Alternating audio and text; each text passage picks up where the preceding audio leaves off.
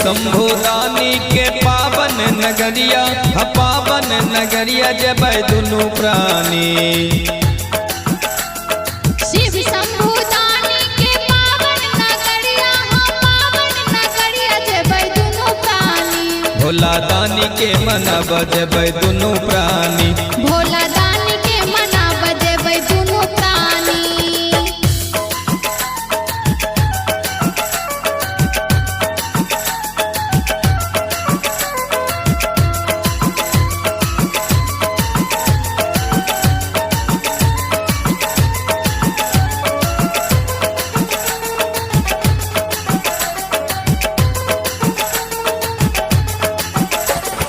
जिंदगी के दुख सबटा उनके सुने भाई, हाँ उनके सुने भाई हम कानी कानी।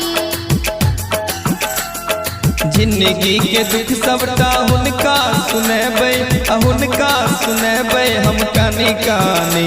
भोला दानी के मनाब जबै दुनु प्राणी। भोला दानी के मनाब जबै दुनु प्राणी।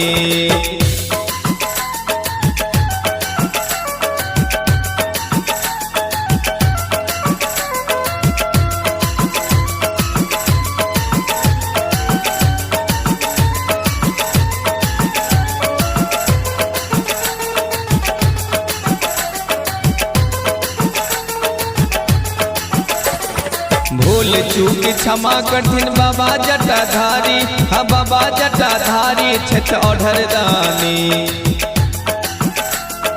भूल चूक क्षमा करथिन बाबा जटाधारी, हाँ बाबा जटाधारी छठ ओढ़र दानी। भोला दानी के मनाब जबै दुनु प्राणी। भोला दानी के मनाब जबै दुनु प्राणी।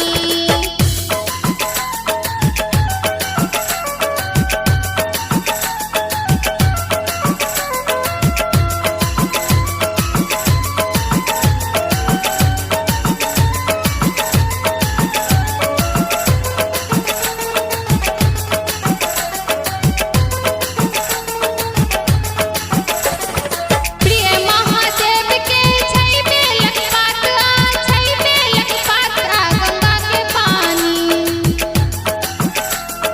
प्रिय महादेव के छै बेलक पात, छै बेलक पात गंगा के पानी।